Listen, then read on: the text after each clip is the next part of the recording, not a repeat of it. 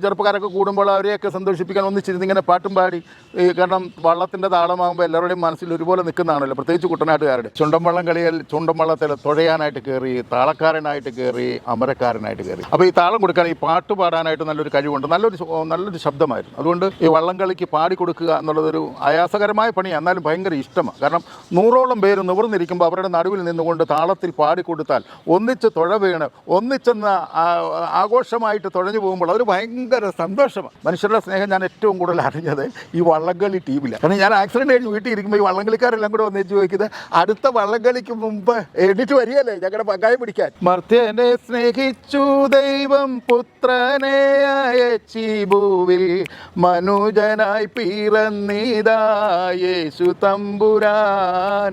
ഇതാണ് അതിൻ്റെ ഒറിജിനൽ വൃത്തത്തിലുള്ളത്. അത് വഞ്ചിപ്പാട്ടായിട്ട് നമ്മൾ പാടുമ്പോൾ മർത്യനെ സ്നേഹിച്ചു ദൈവം